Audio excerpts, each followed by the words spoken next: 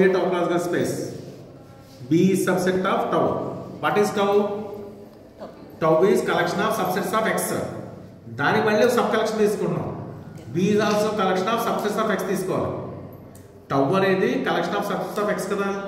B is subset of tau అంటే B is also collection of some subsets of X తీసుకున్నాం. అది basis అవుతున్నాడు. అది బేసిస్ అవుతుంది if and only if each open set in tau can be written as if and only if each X G belongs to tau and X belongs to G, there exists B in B such that X belongs to B, B is contained in G. అంటే మీరు ఏంటి Xలో G అని open set తీసుకున్నాను అనుకోండి, దాంట్లో X అనుకోండి, Xని Gని link చేసేట్టుగా మళ్ళీ ఒక బాల్ చెప్పచ్చు మీరు. అది బేసిక్ బాల్ Bలోకి ఎలిమెంట్ ఉంటుందన్నమాట. అర్థమైందా? Xకి G అనేది Xలో ఉంటే ఈ X అనేది Bలో ఉంటుంది. అలా కనుక B ఎగ్జిస్ట్ అయితే దాన్ని బేసిస్ అంటాం. అలాగని B ఎగ్జిస్ట్ అయింది అనుకోండి, ఈ కలెక్షన్ ఆఫ్ Bలో ఏమంటాం మనం? బేసిస్ అంటాం. దానికి ఎక్స్పెన్షన్ చెప్తున్నాం అక్కడ. డిఫరెన్షియల్ చెప్తున్నాడు బేసిస్ అవ్వాలంటే ప్రతి ఓపెన్ సెట్ని యూనియన్ ఆఫ్ బేసిస్ ఎలిమెంట్స్ కింద రాయాలి అని చెప్తున్నాం ఇక్కడ. ప్రతి ఓపెన్ సెట్ని యూనియన్ ఆఫ్ బేసిస్ ఎలిమెంట్స్ కింద రాయాలని చెప్తున్నాం. దానికి కొద్దిగా తగ్గించాడు, అంత అక్కర్లేదు. బేసిస్ అవ్వాలంటే ఒక ఓపెన్ సెట్ తీసుకుని దాంట్లో ఒక ఎలిమెంట్ ఉంటే ఆ ఎలిమెంట్ ఓపెన్ సెట్ లింక్ చేసే ఎలిమెంట్ ఉండాలి. అర్థమైందా? ఎక్స్ అనేది జీలో ఉంటే ఎక్స్ని జీని లింక్ చేసేటట్టుగా బి ఉండాలి. లింక్ మాట లింక్ ఉంటుంది అక్కడ. అలాగని బీలు ఎగ్జిస్ట్ అయితే బీ కలెక్షన్ మనం బేసిస్ అంటాం. ఫస్ట్ ఇక్కడ నెసరీ ఉంది. నెసరీ అంటే బేసిస్ ఉంది తీసుకోవాలి. X belongs to G B belongs to G, B subset of G చెప్పాలి. Next X belongs to B subset of G అవుతున్నాడు, కలెక్షన్ ఆఫ్ బీస్ అని బేసిస్ అవుతాయని చెప్పాలి. ఫస్ట్ నెక్స్ట్ కండిషన్ చూడండి. Let B subset of tau, that is collection of subsets of X తీసుకున్నాం. Is a basis of X తీసుకున్నాం. ఇప్పుడు మనం ఏం ప్రూవ్ చేయమంటాడు? For each X belongs to G there exist B belongs to B such that X belongs to B, B is content G చెప్పాలి. అర్థమైందా? Since G దేంట్లో ఉంది? టౌలో ఉంది. బి అనేది బేసిస్. మనం బేసిస్ డెఫినేషన్ చెప్తున్నాం. G can be written as union of basis elements కింద చెప్తున్నాం. ఇప్పుడు ఎక్స్ అనేది జీ ఏంటో తీసుకున్నాను నేను. స్టేట్మెంట్ ఎక్స్ జీరో తీసుకున్నాను కదా, ఎక్స్ జీరో తీసుకున్నాను అంటే ఎక్స్ అనేది యూనియన్లో ఉంది. యూనియన్లో ఉంటుంటే అన్ని ఎలిమెంట్లో ఉంటుంది, ఏదో అంటున్నా సరిపోతుంది కదా. But X belongs to BI sum I. ఈ బిఐలు అనేది దేంట్లో ఉన్నాయి? జీలో ఉన్నాయి. But X belongs to BI is content G. అదే ప్రూవ్ చేసి మనం ఒక బి ఉండాలని చెప్తాం. బి ఉందని వచ్చింది కానీ నెసరీ కండిషన్ ప్రూవ్ అయింది. నెక్స్ట్ సఫిషియెంట్ కండిషన్ తీసుకోవాలి మనం. ఇప్పుడు జీ ఈజ్ ఓపెన్ సబ్సెట్ ఇది ఎక్స్ తీసుకుని ఎక్స్ అనేది జీలో ఉన్నప్పుడు X belongs to BX belongs to G కనుక అవుతుంటే ఆ సెట్ ఆఫ్ బిఎక్స్ బేస్లు అవుతాయని చెప్పాలి. బేస్ అవ్వాలంటే జీని యూనియన్ ఆఫ్ బిఎక్స్ కింద రాయాలని చెప్పాలి. అంతే కదా. బట్ మనం ఇప్పుడు ఫస్ట్ స్టేట్మెంట్ నుంచి సఫిషియెంట్ కండిషన్లో X belongs to BX belongs to G తీసుకున్నాం. ఎలిమెంట్ సెట్ అయితే రిలేషన్ బిలాంగ్స్ టు పెట్టాలి. అదే దీనికి సింగిల్ సెట్ కింద రాసాను కూడా సబ్సెట్ పెట్టాలి. కాబట్టి సింగిల్ టర్మ్ సెట్ ఎక్స్ ఈ subset of BX is content G. ఈ single term set X single term set Y అనేది ఏంట్లో ఉంటాయి? జీలో ఉంటాయి. బట్ జీని ఈ యూనియన్ ఆఫ్ సెట్స్ కింద రాయొచ్చు. ఇంటి పక్క యూనియన్ పెట్టాము, దీన్ని కూడా యూనియన్ పెట్టాలి. But union of single term set of X is content union of BI X belongs to BX, BX X belongs to BX అని రాస్తాం. ఈ సింగిల్ టర్మ్ సెట్లన్నీ యూనియన్ చేస్తే మళ్ళీ మనకి జీ వస్తుంది. కాబట్టి G is subset of BX X belongs to BX, X belongs to BX G ఏం రాస్తాం అక్కడ? ఎక్స్ బిలాంగ్స్ టు బిఎక్స్ అని రాస్తాం. అంటే జీ దగ్గర యూనియన్ ఈక్వల్ అయిపోయింది. దేర్ఫోర్ యూనియన్ అన్ని మనకి ఏం ఫామ్ చేసినట్టు? ఒక బేసిస్ ఫామ్ చేసినట్టు. అర్థమైందా? అర్థమైందా? గుర్తుంది. నెక్స్ట్ సెకండ్ కౌంటబుల్ అంటే ఏంటి? ఓ టాపోలాజికల్ ఇక్కడ సెకండ్ కౌంటబుల్ అంటాం. అంటే దాని బేసిస్ కౌంటబుల్ అవ్వాలి. బేసిస్ కౌంటబుల్ అయితే దాన్ని సెకండ్ కౌంటబుల్ అంటాం. బేస్ సెట్ ఎలిమెంట్ చేసిన బి అంటాం కదా. బిలో ఎలిమెంట్స్ ఎలా చెప్తాం మనం? బిఎక్స్ అంటాం. బిఎక్స్ లో ఎక్స్ అంటాం కదా. ఎక్స్ అనేది కౌంటబుల్ సెట్ లో ఉండాలి. మనకు తెలిసిన కౌంటబుల్ సెట్ ఏంటి? జెడ్ జెడ్ ప్లస్ అవునా, లేదా ఎన్ క్యూలు ఇవన్నీ కౌంటబుల్ కదా. బట్ కౌంటబుల్ బేస్ సెట్ ఎలా ఉంటుందంటే ఈ ఫామ్ లో ఉంటుంది. Set of BN set N belongs to Z కానీ జెడ్ ప్లస్ కానీ ఉంటుంది. అర్థమైందా? సెకండ్ కౌంటబుల్ అంటే మీనింగ్ ఏంటి? A countable basis. ఒక టాపోలాజికల్ బేస్ ఉంటే అది కౌంటబుల్ అవ్వాలి. అప్పుడు టాపోలాజికల్ బేస్ అంటాం మనం సెకండ్ కౌంటబుల్ అంటాం. నెక్స్ట్ దానికి important theorem Lindelof theorem. Lindelof theorem అని చెప్తుందంటే let X be a second countable space. అంటే ఎక్స్ తో కౌంటబుల్ బేస్ కనుక ఉంటే a non empty open subset G can be written as union of countable sets కింద రాయొచ్చు. అర్థమైందా?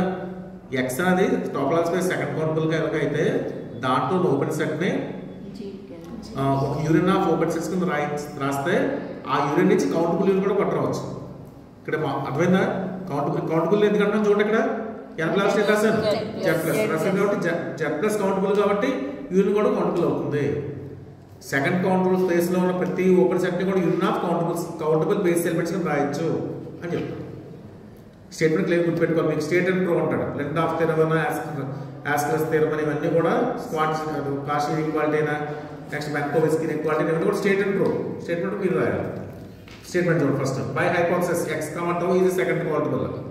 సెకండ్ కౌంటబుల్ అయితే మీరు ఇండికేట్ x కౌంటబుల్ బేస్ ఉంది.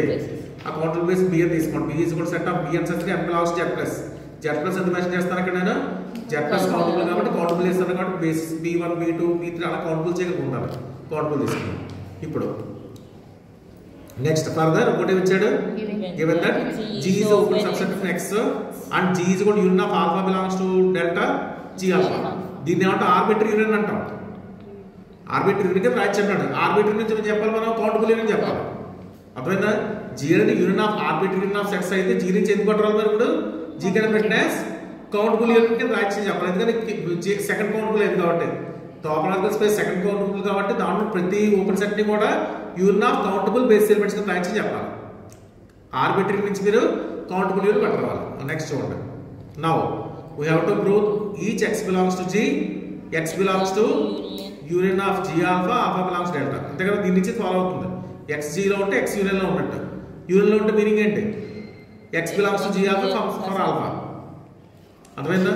నెక్స్ట్ కానీ అంటే మనం x ని G ని లింక్ చేసాం. మరి x క్యాపిటల్ x మనకి సెకండ్ కౌంటబుల్ కదా బేస్ ఉంది కదా బేస్ ఉంది కాబట్టి ఏం చెప్తాం మనం ఈ x ని G ఆల్ఫా లింక్ చేసినప్పుడు బేస్ ఎలిమెంట్ చెప్పొచ్చు. బేస్ డెఫినిషన్ అంతే కదా x ని G ఆల్ఫా లింక్ చేసినప్పుడు బేస్ ఎలిమెంట్ కూడా ఉంటుంది చెప్తాం. అది రాస్తాం. ఫర్దర్ b is కూడా set of b and n belongs to plus is a countable basis of x. Countable basis అని చెప్తున్నప్పుడు దాంట్లో b and x ఉంటుంది. ఆ b and x ఏం చేస్తుంది x ని gx ని లింక్ చేస్తుంది. అర్థమైందా? ఇలాంటి b and x లకు సబ్సెట్ ఓ సెట్ రాయండి. Set of b and x such that x belongs to G దాన్ని b1 అంటాం. అంటే b1 లో ఎలిమెంట్ ఉండాలంటే ఆ సఫిక్స్ x దేంట్లో ఉండాలి G లో ఉండాలి. అది రాసాం. Since b and x belongs to G b and x దేంట్లో ఉన్నాయి ఫస్ట్ దేంట్లో తీసుకున్న b and x ఇక్కడ b లో తీసుకున్నాం కాబట్టి b లో ఉన్న ఎలిమెంట్స్ అన్ని కూడా మళ్ళీ దేంట్లోకి వస్తాయి మనకి b1 లోకి వస్తాయి. కాబట్టి b1 is subset of b అయింది.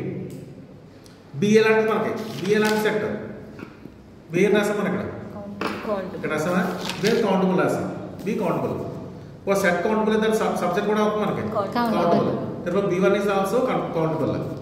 నెక్స్ట్ మళ్ళీ దాని రాస్తుంది single set is contained in bn of x is contained in G alpha. G alpha దేంట్లో ఉంటాయి G లో ఉంటాయి. ఇప్పుడు ఇక్కడ ఎలిమెంట్ ఇక్కడ మళ్ళీ ఇక్కడ యూనియన్ పెట్టండి. union of x belongs to G single term set is contained in union of nx belongs to bnx is contained in G. మళ్ళీ అప్పుడు సేమ్ దగ్గరలో వచ్చింది కదా G is subset of union of bnx is subset of bg అని వచ్చింది. therefore u is equal to union of bnx nx. nx belongs to ఏమంటే ఇక్కడ nx దేంట్లో ఉంది మనకి z ప్లస్ లో ఉంది. అంతే కదా? z ప్లస్ అంటే మనకి కౌంటబుల్ కదా బట్ యూనియన్ కూడా ఏమైంది మనకి కౌంటబుల్ అయింది. అంటే G ని యూనియన్ ఆఫ్ కౌంటబుల్ సెట్స్ కింద రాసాం. అది ఇక్కడ మనకి మీనింగ్ రాసాం చూడండి. Since n1 n2 and 1 belongs to z plus for let alpha equal to n alpha తీసుకుంటాం. ఇప్పుడు ఆల్ఫా కూడా దేంట్లో ఉంటుంది మనకి z ప్లస్ లో ఉంటుంది.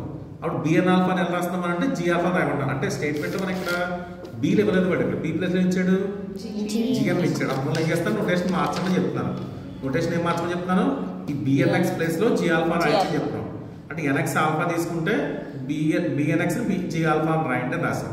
రాస్తే g is equal to union of alpha belongs to z plus g alpha alpha వచ్చింది. ఇక్కడ z ప్లస్ ఎప్పుడైతే ఆల్ఫా z ప్లస్ లో ఉందో ఈ యూనియన్ కౌంటబుల్ యూనియన్ అయింది. అర్థమైందా?